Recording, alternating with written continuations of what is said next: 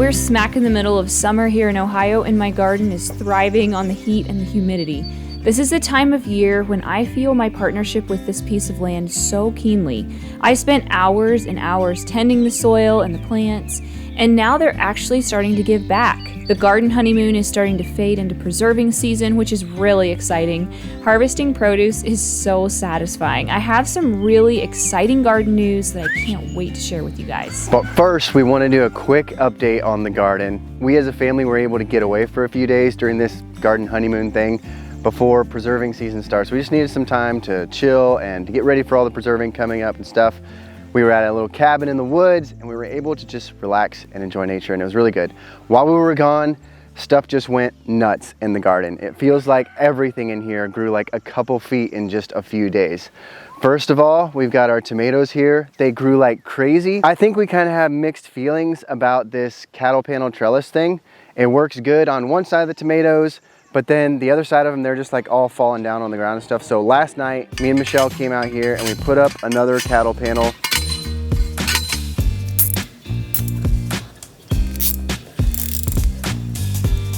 Be on this side of the tomatoes so that we can trellis more branches up this side.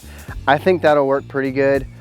I'm still not totally convinced on this system, and I don't know, we'll see maybe what Michelle thinks about that. But if you look at these plants, they are just going nuts. They're going over the top of the cattle panel. They've got just tomatoes coming on all over the place. Michelle had pruned these things like right before we left and got them all nice and tied up and pruned everything. When we came back, they were a jungle again. Another thing that feels like it grew a couple feet while we were gone is the corn. You can see that our sweet corn here is in tassel. We got a bunch of ears on here. They're looking really good. The popcorn up here, we purposely planted later so that it wouldn't be tasseling at the same time as the sweet corn and it wouldn't cross-pollinate. And it is looking really good and everything, but you can tell it's a little behind those, but still really, really growing. And this ladyfinger popcorn in general doesn't get as tall as some of the other stuff. It is a smaller stalk, it's a smaller kernel, cob, sorry. And right here behind the tomatoes, we've got something else that is just going nuts.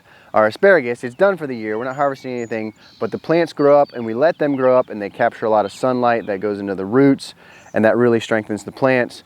So we're not ready to cut them down yet. We're letting them grow, but they were just like falling over into the beans here, over into the tomatoes.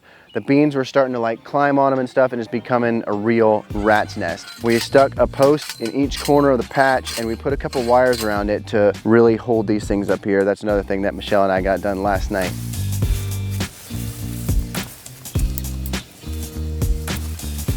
And these beans here are just becoming a jungle. And I don't know if they were supposed to be like pole beans or what, because they are really trying to climb on whatever they can. There's a couple rebel asparagus plants in here. We had taken out a bunch of our asparagus patch earlier this year because we had too many. We used to do market with them. We don't do market anymore. So they just keep growing back and these beans are climbing all over them. We didn't, I guess, figure enough space in between each row. They are becoming a matted mess, but they are growing really nicely. There is a lot of bean pods in here and they are looking really, really good. And these are gonna stay here until they grow and then they'll dry out, and then we won't actually harvest these until they're completely dried up plants. This right here, guys, is true happiness. Like, look at this. This is a jungle of wildflowers. I honestly didn't expect them to do this well or to make me this happy, honestly. Back here, this swing is one of my favorite spots on the homestead.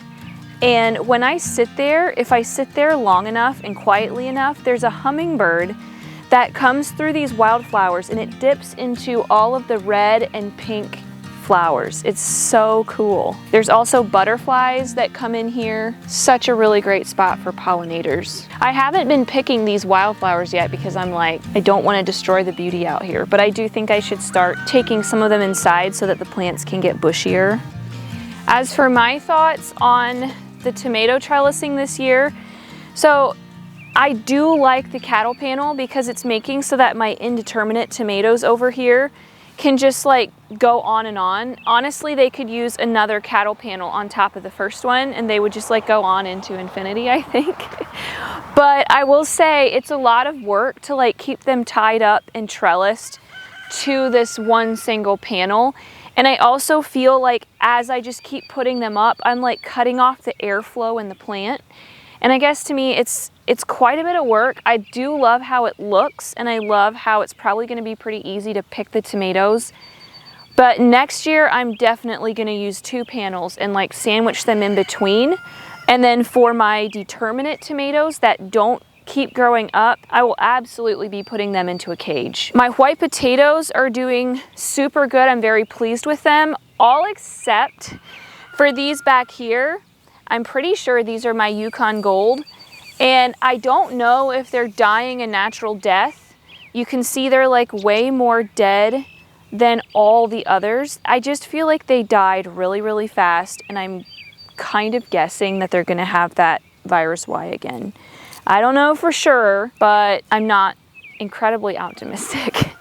And you can see I just did 1 row. I was very cautious this time with doing Yukon Gold, so. And honestly, the reason that I was willing to try the Yukon Gold again was because they did end up storing for the winter. They stored better than the others, so if they do have the virus, it's not a complete loss. These strawberries are really short. I mowed them off like 2 weeks ago after they were completely done bearing.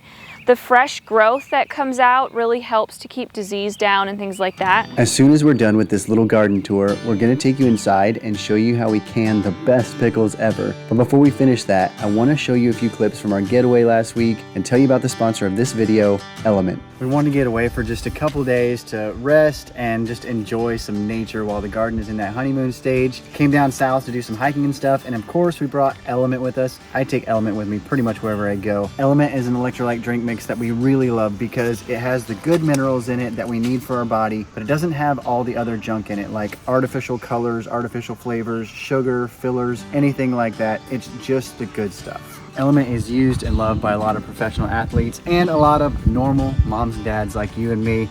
And I love to have it for working around the farm, for going on hikes and runs and stuff like that. It is just something that I use all the time. It really helps with things like headaches, muscle cramps, fatigue, weakness, and hormone regulation. If you haven't tried it yet, you really should. And if you use our link, you get a free sample pack with any order. So go to drinkelement.com/morethanfarmers. That's DRINKLMNT.com/morethanfarmers to get yours today. These butternuts are doing really, really, really well.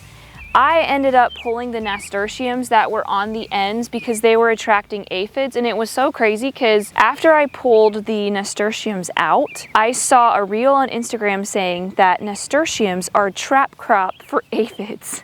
And I was like, what? I've never had aphids in my garden before, ever. And it's like they pulled them in, which was really annoying because I put them in to deter pests, but whatever.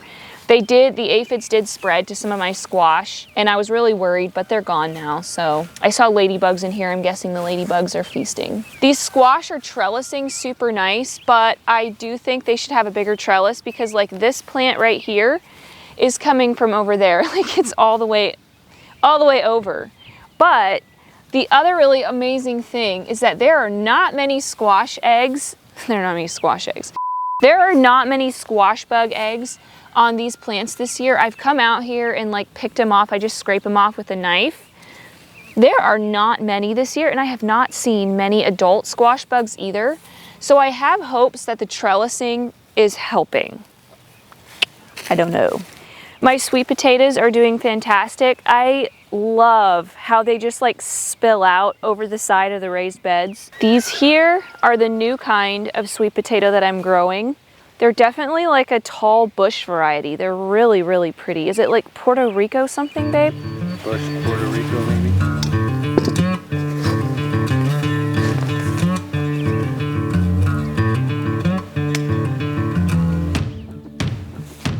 If you have not put tomato cages on your peppers yet, you absolutely need to do that. It like holds them upright even though they're like heavy with fruit. And they just grow so much better. It's crazy. There's a lot of Jimmy Nardellos on there. These are my good old California Wonder. Just a nice, thick-walled, blocky, chunky pepper. My kids eat peppers like candy, so I'm gonna take a bunch of these inside.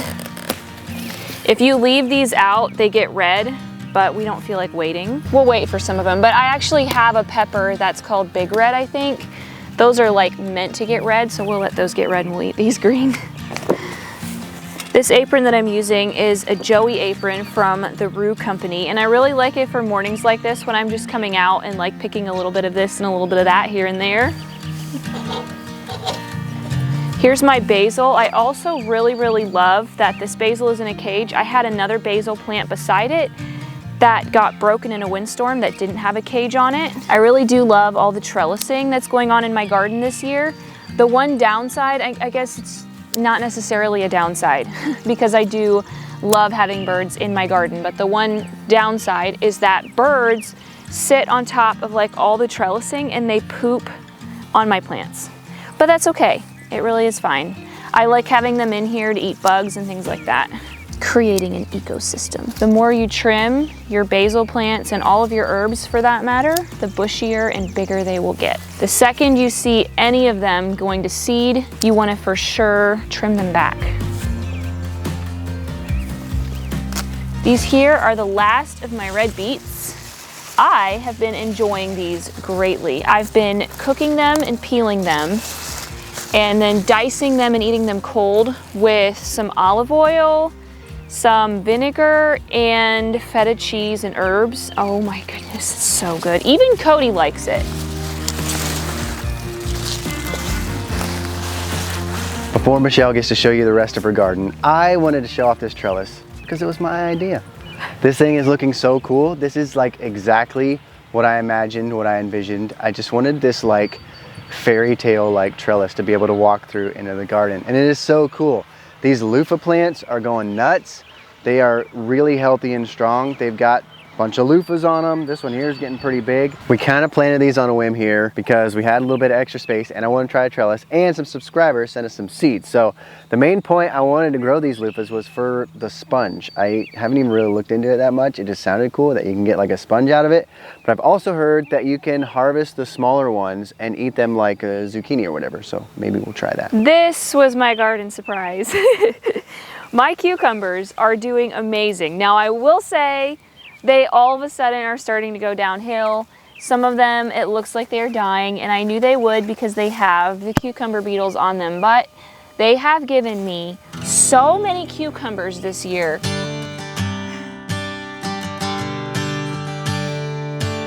And so I am counting it as a win because I have like half of a trash bag full of cucumbers in my house that I would like to make into pickles today. Never before have I had enough cucumbers of my own to preserve them. So they have by far done better this year than they ever have, so I am counting it as a win. Michelle has finally conquered the cucumber. I haven't conquered them. I mean, they don't look great. And I also, like, they have not been working well on the trellis. Like, they just don't trellis well. I don't know why. I think it might be the variety.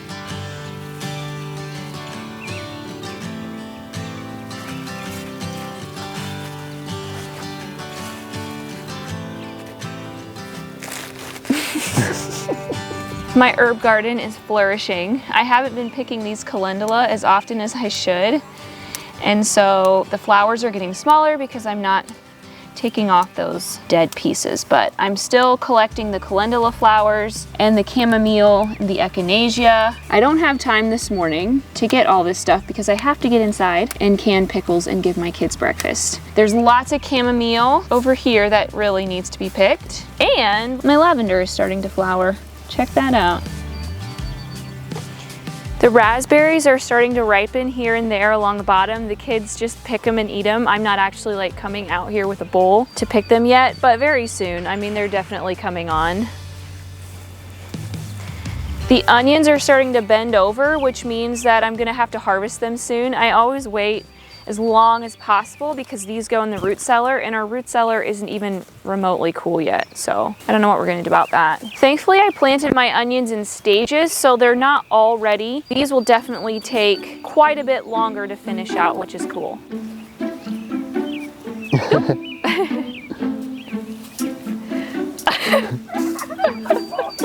The carrots are coming along really nicely. I'm not really doing anything with these. They're just growing bigger. I thin them out really well. I'm meticulous with thinning, and they're getting big and beautiful. Within a few weeks, they should be ready.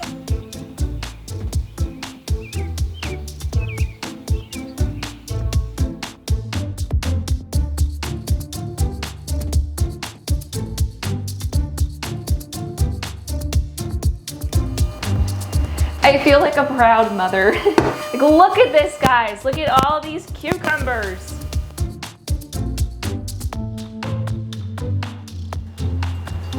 Michelle is gonna start making the brine. The kids are gonna start washing and slicing the cucumbers. And I get the really fun job of washing the jars. Poor soul.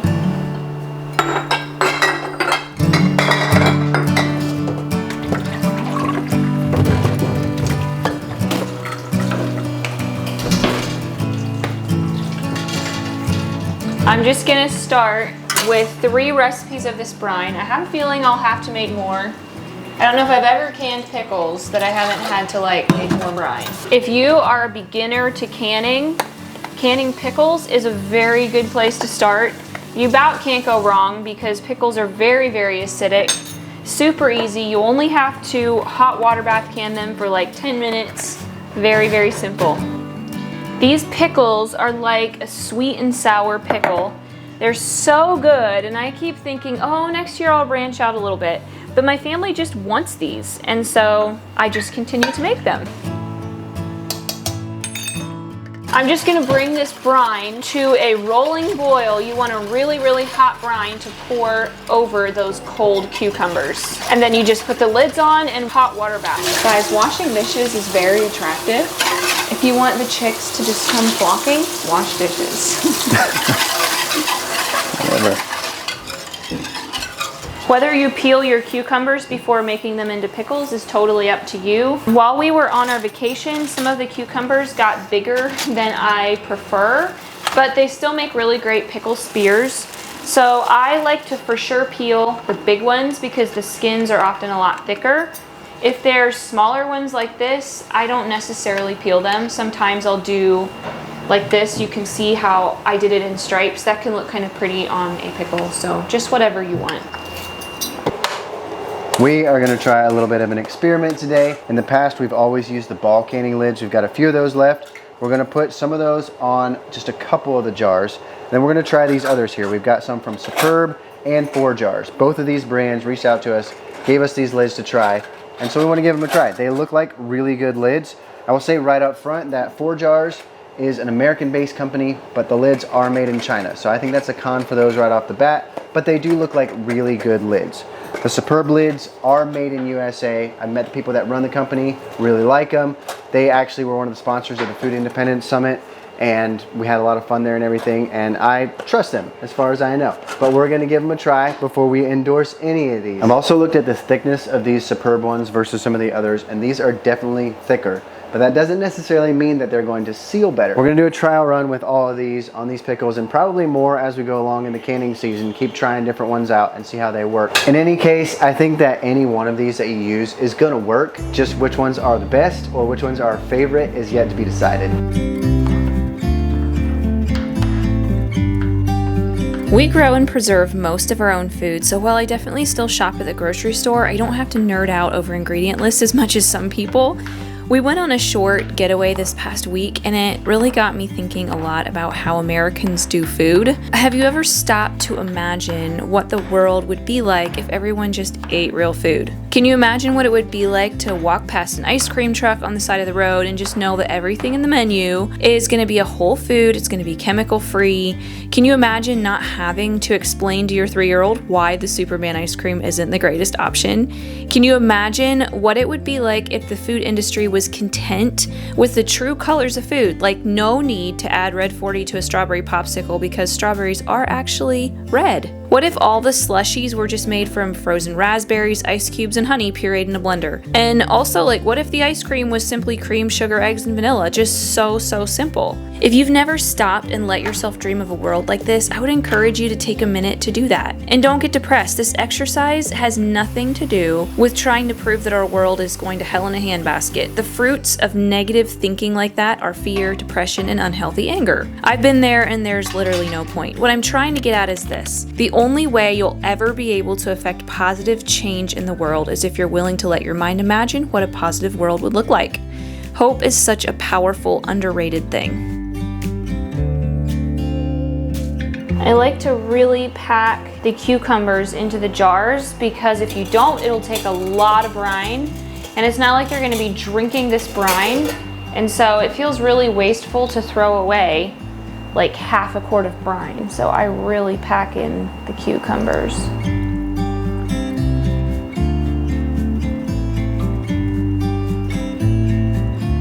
I'm not using new jars, so I always like to go around the tops with my finger just to make sure that none of them have chips in them. That will keep a lid from sealing.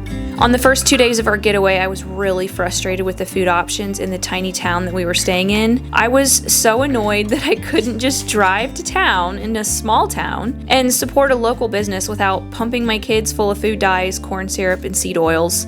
Halfway through our getaway, I just let it go and I chose to just have fun. And I just kind of realized that while I can't change our food system, one thing I can do is to think and dream about what a better world would look like and then make small changes on my land and in my family.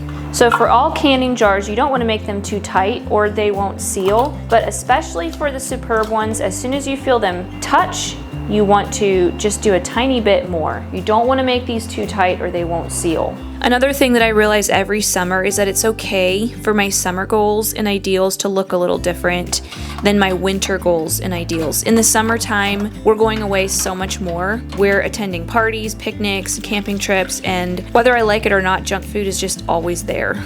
I've also realized that if I spend every spare minute in my kitchen making homemade foods and snacks to take on the adventures, I never actually make it out the door to go on the adventure itself. So what happens is I usually sweat and struggle for a few weeks before finally letting go and choosing to cut some corners.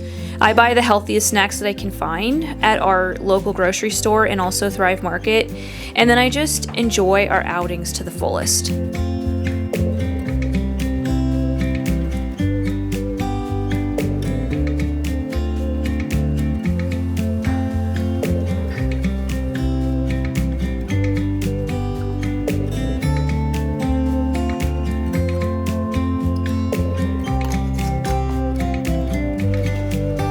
Okay, this is boiling, so 10 minutes.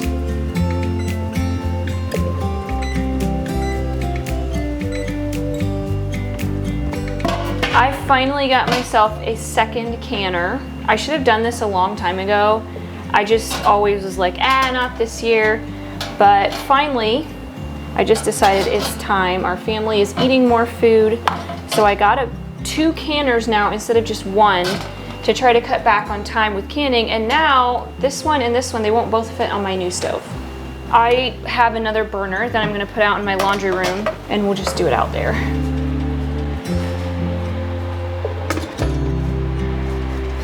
If you're shopping for a canner like this, I got mine at Berlin Seed, but we have one linked in the description box that's the exact same brand that you can get on Amazon if you're not local to Berlin Seed.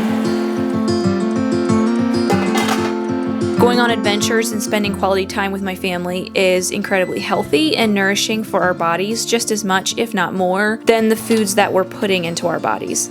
I've set some goals for myself this summer, so my first goal is to make most, if not all, of our bread and tortillas from scratch. Sourdough is so much better for our digestion. The ingredients in bought breads and tortillas can be pretty icky, so I'm also planning to make all the foods that we eat here at home nourishing and wholesome, and then I'll just choose to look the other way when we're away from home. So I was like standing here, watching my jars to see if they're gonna seal, because I'm always a little nervous.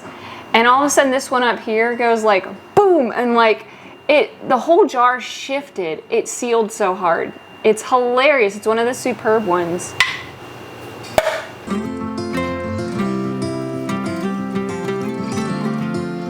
So my advice to you in all of this is pretty simple. Let go of the things that you simply can't change and channel your energy instead into making a positive difference in your home and on your little slice of the planet.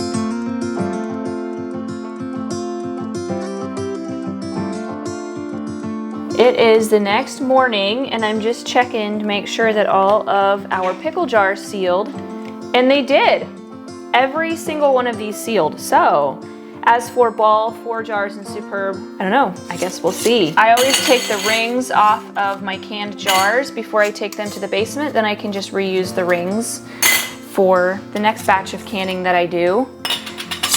So I'm gonna be real frank with you guys. I've been using Ball for like a solid 20 years out of my life. I used them when I was at home with my mom. My mom always used them. I've used them ever since I got married. I've never had any issues with them. I love that they're made in the USA. As for the Superb jar lids, I'll be honest, I can tell they're much thicker. They have more rubber. They kind of feel like the workhorse of canning lids, and I like that about them. I love that they're made in USA. As for 4 jars, it's a USA brand, but they're made in China. I don't love that, but they are a really good jar lid. So which of these jar lids that you choose is really gonna come down to personal preference, your values, what's important to you. We do have a discount code for 4 jars, and we also have a discount code for Superb jars. Superb is actually putting on an extra special sale just for a limited amount of time, just for you guys. So you can check out those links in the description box. The recipe for these pickles is going to be in the description box, and if you'd like to check out some of my other canning recipes, you can watch this video right here. What the heck is that bug? Now the key here is to leave the proper amount of headspace. It's so true. Just like pop. It was a very satisfying pop, to be sure. Cobb.